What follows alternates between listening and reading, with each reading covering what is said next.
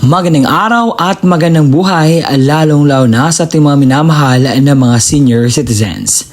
Sa araw na ito ay sasagutin natin ang katanungan na galing po sa kanila na sila po ay nagtatanong kung kailan ba nila matatanggap ang kanilang benepisyo. At sa araw na ito ay mayroon tayong update na ibibigay na sa gayon po ay maliwanagan po kayo sa inyo pong mga katanungan. Dahil dito, tad ako ng mga comment dahil sa aking vlog noong nakarang araw. Sila nagtatanong, Sir, kailan po ba ang payout dito sa San Mariano Isabela, Binyan at South Caloocan? Attention sa lahat ng ating mga senior citizens. May payout releasing na, payout schedule March 9, 2026. Alamin natin ang buong detalye sa balitang ito. Ang makukuha ninyong mga impormasyon ngayong araw, ang una, mga lugar kung saan may magaganap na payout sa social pension for indigent senior citizens. Pangalawa, ano ba ang oras ang inyong payout? Pangatlo, saan po ba kayo pupunta or ang payout venue? Pang-apat, mga kumpletong requirements na dapat mong i-ready. At pangalima, mga dagdag kaalaman patukol po dito. Kung gusto mo ang ganitong content, pakitapos po hanggang sa dulo nang sa gayon makuha mo ang punto ng video kong ito. At kung ikaw ay bago pa lang, don't forget to subscribe my YouTube channel para po ma-hit natin ang 100,000 subscribers. At sa puntong ito, hindi ko napapatagay ng oras sa pag-usapan ito.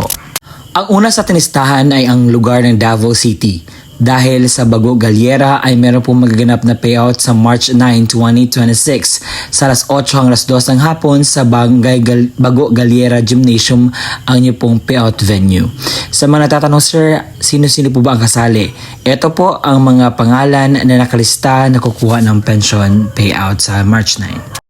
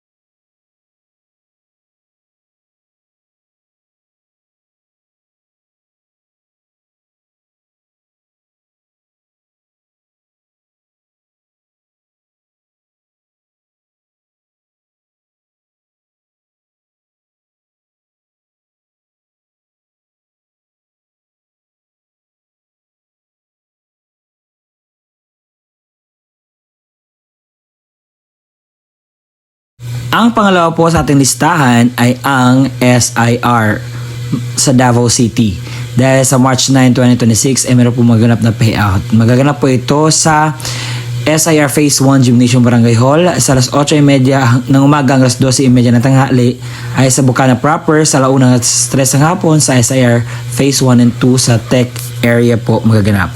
At ito po ang mga pangalan kung saan mga kukuha ng payout sa social pension.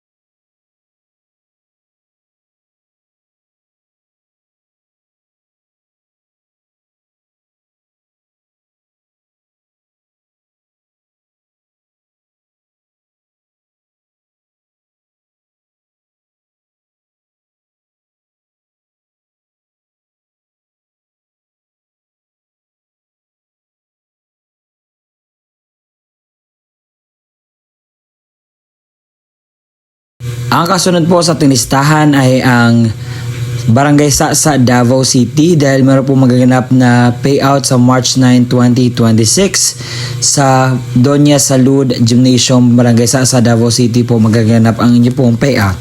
At heto po ang mga pangalan ay nakasali po na mag-payout sa March 9, 2026. Kayo na po bahala ang mag-post nito, nasa gayon po makuha ninyo lahat ng mga kinakailangang impormasyon.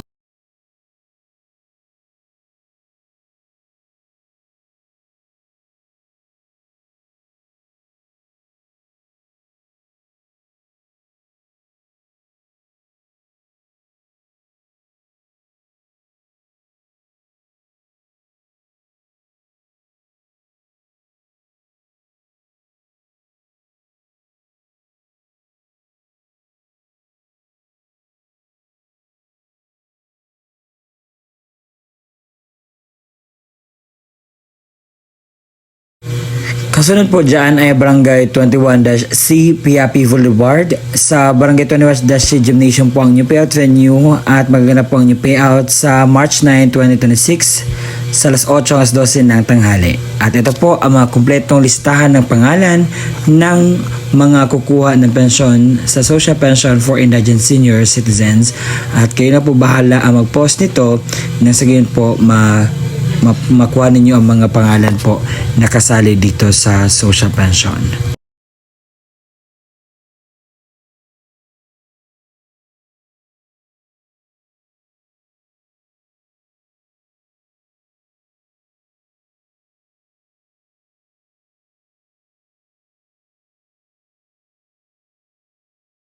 Sa City Government of Baguio, sa City Social Welfare and Development Office, meron pong magaganap na payout sa social pension sa March 9, 2026. Sa Section 1, umaga po ang District 1 sa Gibraltar, Mines View, Pacdal, Pukususan, St. Joseph Village. Sa hapon naman ang District 11 sa Country Club Village, Happy Hollow, Luknab, Luwalhati Compound, Outlook Drive, South Drive. Sa District 20, Holy Ghost Extension, Holy Ghost Proper, Manuel Rojas, Honeymoon, Holy Ghost, Imelda Village. Ang payout venue po ay sa Luwalhati Covered Court. Sa Section 5 naman, sa District 6, sa Camp Henry, T. Ellen, Campo Filipino, Kayag Extension, MRR Queen of Peace, Upper Market Subdivision. Sa District 6, Harrison Session Road, Lower General Luna, Upper General Luna, Malcolm Square, Salud Mitra. Sa District 18, sa ABCR, AZKO, Kabayanihan, Kagitingan, Kanyang Hilltop, Rizal Momentum T. Alonzo, Upper Magsaysay. Ang pet venue po ay Senior Citizen Center sa Salud Mitra. Sa District 6, Fairview, Andres Bonifacio. Sa Fairview Covered Court po magaganap ang inyo pong payout venue. Nanatiling sa Davao City, sa Bukana Proper, meron po magaganap na payout dyan sa March 9, 2026, alas 8:30 ng umaga hanggang 12:30 ng tanghali. Ang payout venue ay sa SIR Phase 1 and 2 sa Tech Era, alauna hanggang 3 po ng hapon. Ang Barangay Hall SIR Phase 1 Covered Court ang payout venue, at ito po ang mga pangalan na nakalista sa kukuha ng payout.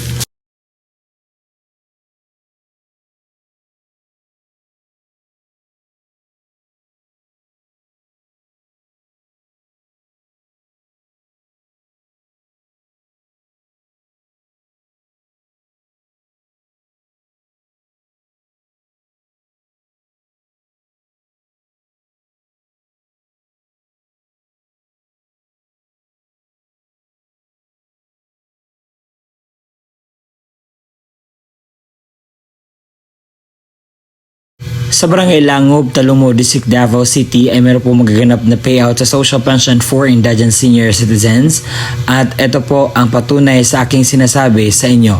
Meron po akong basihan dito. Sabi dito, March 9, 2026 ang first quarter payout sa Langob Mohon Gymnasium, at ito po ang mga pangalan na kukuha ng payout.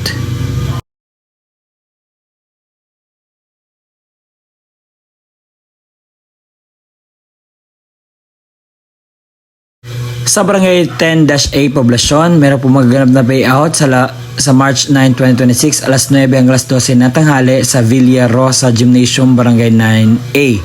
At ito po ang mga pangalan na kukuha ng payout sa social pension for indigent senior citizens. At kayo na lang po ang mag-post nito nang sa gayon po ay maklaro po ninyo ang mga pangalan sa nakalista po dito.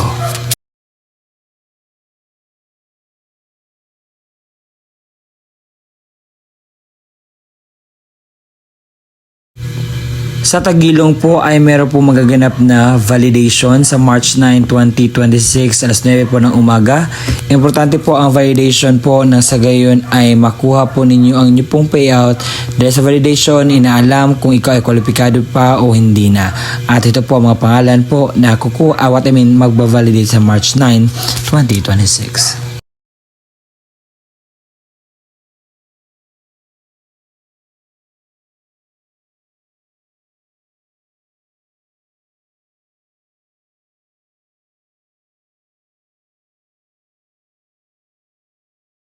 At inyo na pong napakinggan ang kumpletong detalye sa magaganap po na payout sa social pension for indigent senior citizens sa araw po na aking sinasabi. At baka may nagtatanong sa akin, Sir, totoo po ba itong sinasabi ninyo? Baka po ma-scam kami. Ang lahat po ng aking ibinabalita sa inyo ay totoo pong mangyayari. At Sir, bakit wala po ang aming lugar dyan? So kung hindi nyo nakita ang inyong lugar sa aking vlog, ang pwede nyo pong gawin ay pumunta kayo sa pinakamalapit na barangay sa inyo at tanungin po ang update, kailan po ba at lahat ng impormasyon na kinakailangan mo. Dahil hindi lahat ng mga lugar ay nagpo-post dito sa online na kung saan dito ako nagre-research. Ang nakikita ko lang po yung mga barangay mismo na nagpo-post dito at binavlog ko nang sa gayon po maging aware po kayo. So kung may mga barangay man kayo na hindi masyadong nag-post online, so pwede nyo pong puntahan dyan nang sa gayon ay maging updated po kayo. Okay? So magtatanong kayo, Sir, ano ba ang mga requirements na dapat namin i-ready para po sa payout? So na ilista ko na, nasabi ko na kanina lahat ng mga detalye. Kung may katanungan ka pa, you can just ask the question. O ito na ang kumpletong detalye ng mga requirements na dapat mong i-ready para po sa inyo pong payout na makuha. CSWDO at OSCA na mayroong original na pirma na MSWDO, OSCA, Senior Citizens at Authorized Representative. Isang malinaw na photocopy ng government-issued ID gaya ng SSS, updated PhilHealth ID, Barangay ID, UMID, Voters ID, updated voter certification, updated police clearance ng authorized representative at lagyan na 3 original na pirma o thumb mark katulad ng ipapakitang ID. Paalala, siguraduhin pareho ang lagda at thumb mark ng senior citizen, beneficiaryo at authorized representative base sa kopya ng government-issued ID na presenta. Komplituhin ang mga hinihing lagda at thumb mark sa authorized letter, iwasang magusot at huwag bilutin ang mga dokumento. Kung namatay na ang beneficiaryo, isang malinaw na Xerox ng ID ng pensioners, warranty letter na nagmula sa MSWDO, CSWDO o OSCA na may pirma ng MSWDO, Xerox ng death certificate ng beneficiaryo na mayroong serial number, isang malinaw na photocopy ng government-issued ID gaya ng SSS, updated PhilHealth ID, updated Barangay ID, UMID Voters ID, updated voter certification, at updated police clearance ng authorized representative at lagyan na 3 original na pirma o thumb mark katulad ng pinapakitang ID. Paalala, kompletuhin ang mga hinihinging lagda o thumb mark sa warranty letter at iwasang maggusot at huwag bilutin ang mga dokumento. Kung wala ang death certificate, kinakailangan ng certificate mula sa MSWDO, CSWDO na nakasaad ng pagpatunay na ang beneficiaryo ay patay na at kasalukuyan inasikaso ang death certificate. Huwag kalimutang magdala ng iyong ballpen na itim, payong at saka tubig. At kung meron na doon na po kayo sa payout, kinakailangan niyo pong gawin ito. Kinakailangan kumain muna kayo before pupunta sa payout. Magdala ng sariling ballpen, inumin at gamot kung kinakailangan. Baka pagdating po doon ay medyo mas ready tayo para maiwasan natin ang mga darating pang mga sakuna. At ang gagawin niyo po is magpila po sumunod sa mga altundunin ng payout. Nasanay nakuhanan niyo po ng aral, impormasyong tama ang vlog na ginawa ko ngayon.